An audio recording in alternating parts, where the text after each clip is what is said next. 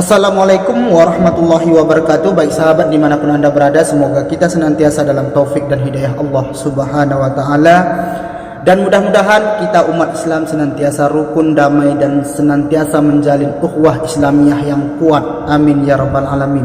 Nah, pada sharing kita kali ini teman-teman, kita akan membahas tentang amaliyah-amaliyah, baik itu tahlilan, yasinan, maulidan, dan lain sebagainya ya.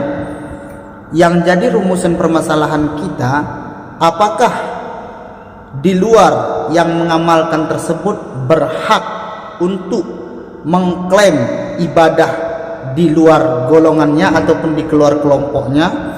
Dan kita katakanlah, misalkan belakangan ini seringkali pengajian-pengajian ustadz-ustadz salafi itu membid'ahkan maulid, yasinan, dan tahlilan dengan alasan tidak dicontohkan oleh Nabi. Nah, kita bahas dari sisi hak terlebih dahulu, artinya dari sisi kajian-kajian teman-teman. Amaliyah, tahlilan, yasinan, maulidan itu yang diajarkan oleh ulama-ulama terdahulu, yang mereka itu juga menganalisa terlebih dahulu berdasarkan Al-Quran dan hadis. Dan di sini terjadilah istimbat ataupun suatu penetapan, dan bisa kita katakan suatu penelitian. Nah, ketika mereka meneliti, mereka bisa menghasilkan ataupun menemukan suatu tata cara amal ibadah, seperti ada yasinan, maulidan, dan lain-lain. Semua itu setelah mereka teliti, itu memang ada nilai ibadah.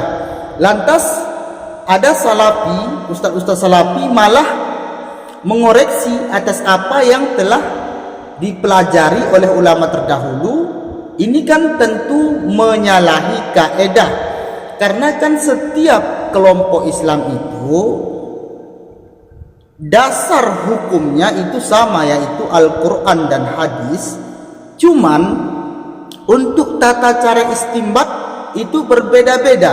Misalkan dalam kalangan, misalkan di Indonesia, umat Islam yang kalangan NU, misalkan mereka itu tentang fadilah amal sah beramal dengan hadis dhaif, karena ulama juga, ulama muhaddis, para ulama hadis mengatakan boleh beramal dengan hadis yang dhaif asalkan bukan perkara halal haram, tapi kalau perkara untuk fadilah amal itu boleh. Nah, jadi kan jelas. Jadi ketika ada orang lain yang mengoreksi ini bukan mengikuti rumusan tersebut, maka terjadilah yang namanya persoalan-persoalan yang tidak bisa diselesaikan. Jadi begitu. Kalau misalkan ustadz-ustadz salafi di Indonesia ini ingin mengembangkan istimbat atau tata cara penetapan hukum yang ditetapkan oleh Syekh Abdul Wahab, makanya dinisbatkan kepada Syekh Wahab ya. Mereka ingin menetapkan istimbat atau tata cara yang dilakukan oleh Syekh maksudnya Muhammad bin Abdul Wahab. Tapi jangan menyalahkan amaliyah yang diajarkan oleh ulama yang lainnya teman-teman. Jadi begitu teman-teman ya. Jadi kesimpulannya, kita tidak berhak, siapapun kita tidak berhak untuk menyalahkan atas apa yang telah diajarkan oleh ulama-ulama terdahulu, karena kembali kepada metodenya. Karena yang diajarkan oleh ulama-ulama terdahulu itu juga berdasarkan Al-Quran dan hadis. Sebagian karena akal pikiran kita belum sampai, sehingga kita belum menemukan bagaimana mereka mendapatkannya berdasarkan Al-Quran dan hadis. Jadi begitu teman-teman ya. Kesimpulannya, siapapun kita, baik yang ustaz salafi ataupun siapapun mereka, kita tidak berhak untuk menyalah-nyalahkan amaliyah yang memang telah disahihkan oleh para ulama terdahulu. Cukup sekian teman-teman ya. Semoga kita bisa senantiasa menerima perbedaan dan terus kita belajar supaya tidak ada lagi perpecahan di antara kita.